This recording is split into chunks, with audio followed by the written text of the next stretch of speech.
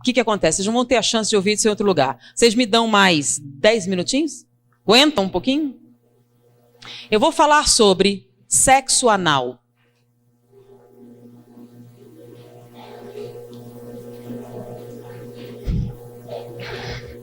O que vai responder muitas outras perguntas, né? Sexo anal é normal? É um sexo biologicamente viável? Todo mundo devia experimentar? É natural para todo mundo? É bastante prazeroso se você fizer direito? Vocês vão ver isso escrito em todas as revistas. Eu fui numa banca, peguei todas as revistas. Todas diziam a mesma coisa. Prática normal, bastante satisfatória, todo mundo devia experimentar, tem uma forma correta de fazer, tudo isso. Todos os sites pornográficos têm contos pornográficos de que essa é uma experiência extraordinária. Que as mulheres gostam muito, têm medo de fazer, mas se fizer vão adorar. E que os homens vão achar o máximo. Tudo isso está escrito. Se vocês forem agora para uma banca de jornal e comprarem, vão encontrar isso, tá bom? Eu, como disse para vocês, trabalhei durante um tempo numa enfermaria de pacientes terminais do vírus da AIDS. Tá? Era o Hospital Gafreguinli, aquele onde morreu Cazuza.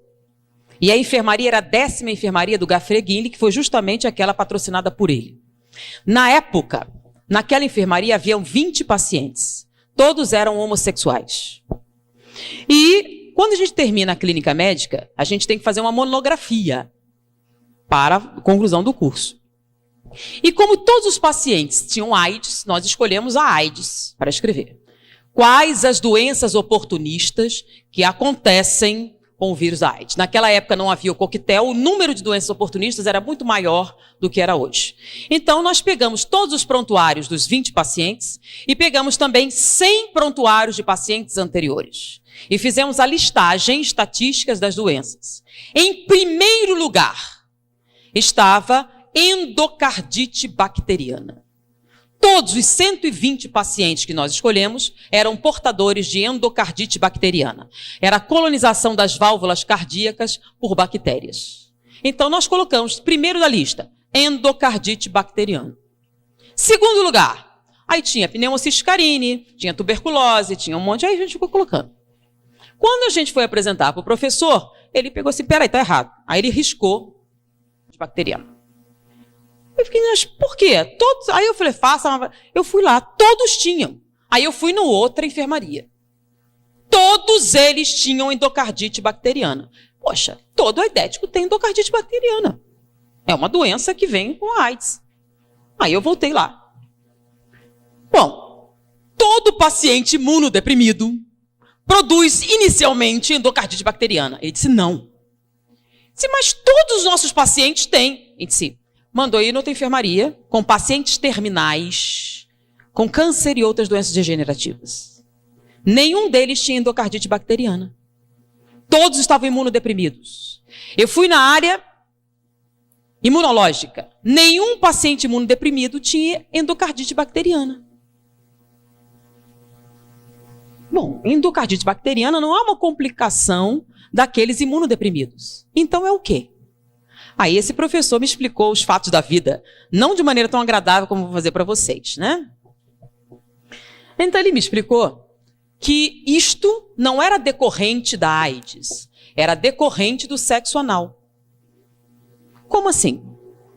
Eu não entendi, ele teve que me explicar, e não foi muito agradável.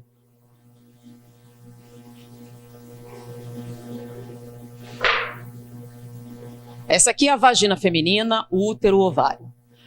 Aqui é o aparelho digestório.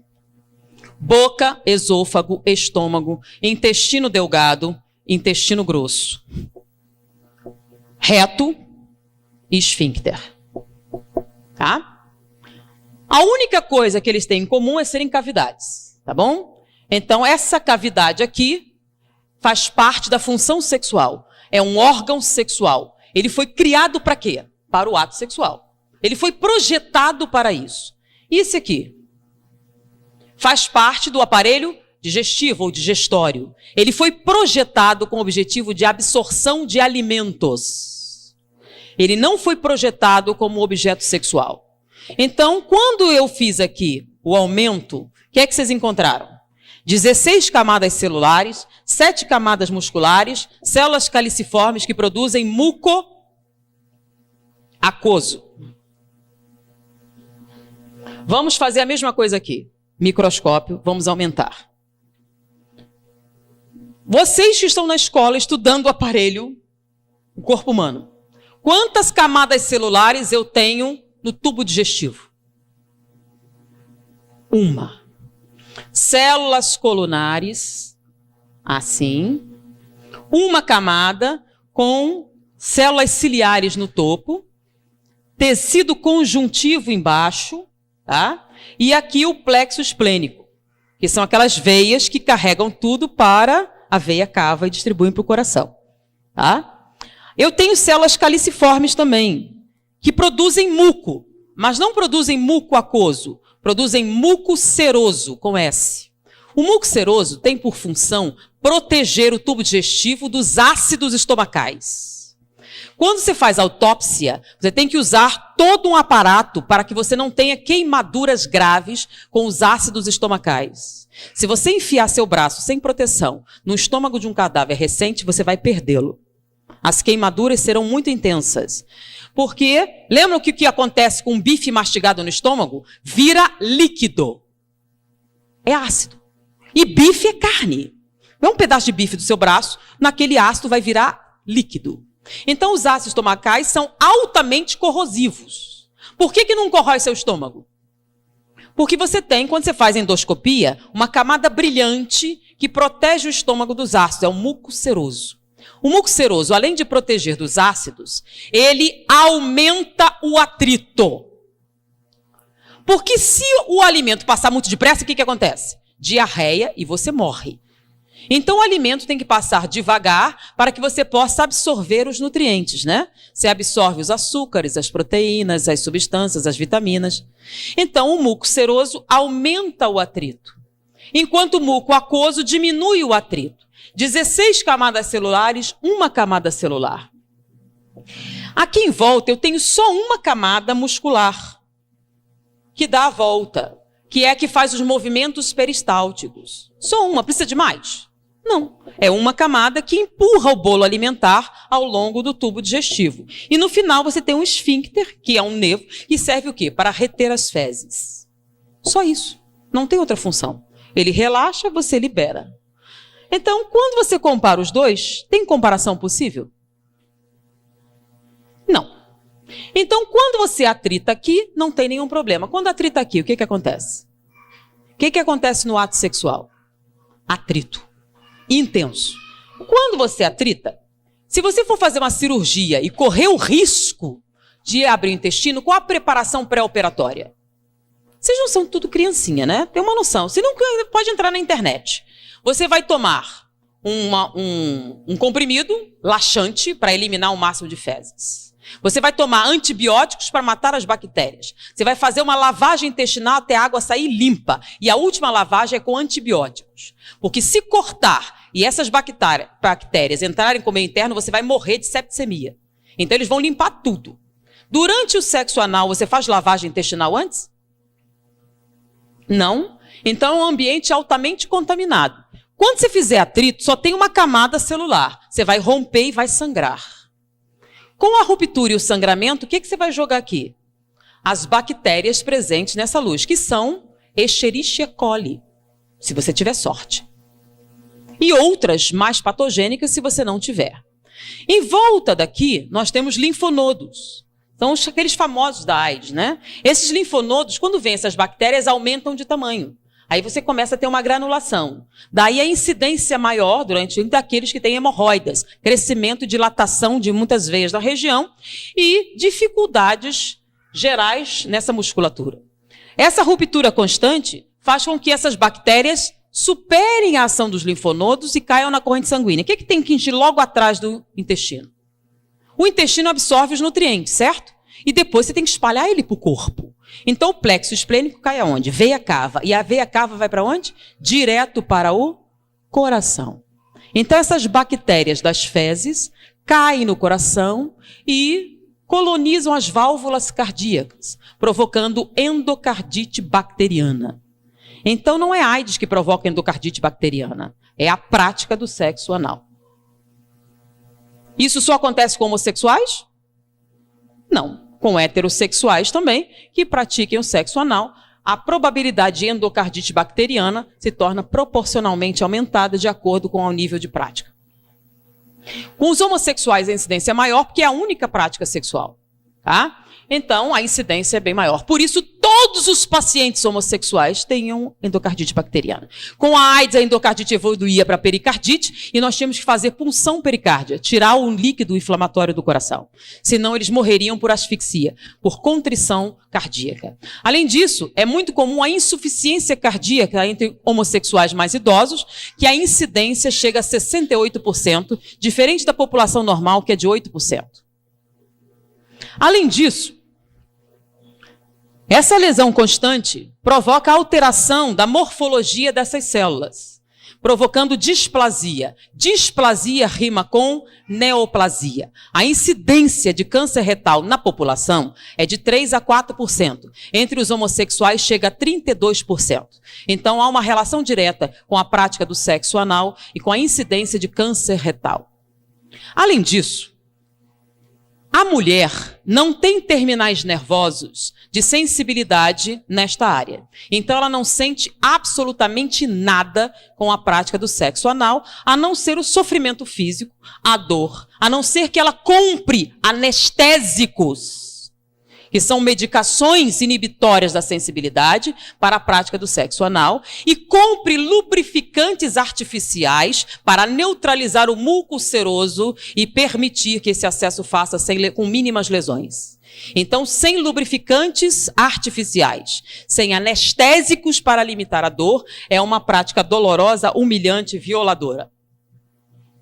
Sendo que ela tem um órgão próprio para isso. Por que um homem teria que submetê-la a esse tipo de atividade se não fosse por sadismo? É o prazer em infligir dor.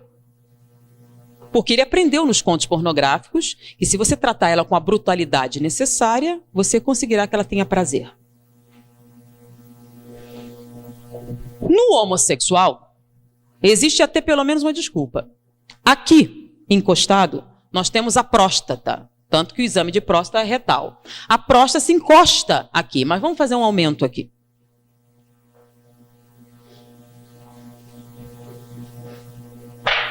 Então nós temos aqui o pênis. E aqui atrás nós temos a próstata, tá? Vou aumentar a próstata, ela não tem esse tamanho, ela está aumentada. A próstata, a parte da frente, que dá para os corpos cavernosos, ela tem uma camada córnea. O que é córnea? Espessa, de tecido cartilaginoso. Com que objetivo? No ato sexual não há impacto? Então, se há impacto, para proteger a próstata, que produz o líquido seminal, que vai nutrir os espermatozoides e permitir a sua reprodução, essa camada córnea protege do impacto frontal. Então, não há nenhum problema para a próstata o ato sexual. Mas se você impactar por trás, então o ato sexual homossexual tem que ser necessariamente violento. Você tem que bater com força para atingir a próstata. Então é o sexo anal e ele tem que ser violento. Então, a não ser que vocês conversassem pessoalmente com alguém, ninguém ia contar. Então, você vai bater com força. Se você bater com força suficiente e traumatizar a próstata, ela sangra, porque essa parte de trás não tem camada córnea. Não se esperava na natureza nenhum impacto posterior. Está protegido pela espinha e pelo intestino. Você bate com força, traumatiza a próstata, ela sangra. Quando ela sangra, produz células inflamatórias. Ela incha.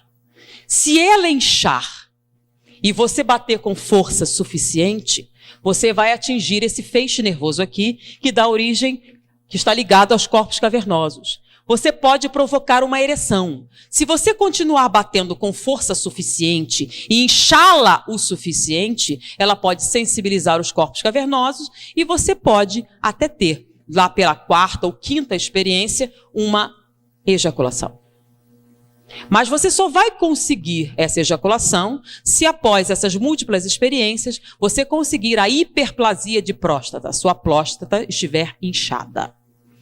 Com o passar do tempo e esses múltiplos traumatismos da próstata, ela começa a produzir células displásicas também. Displasia rima com neoplasia.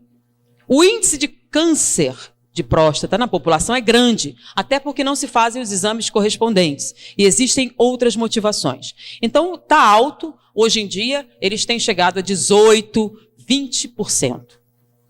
Entre os homossexuais é de 68%. Por quê?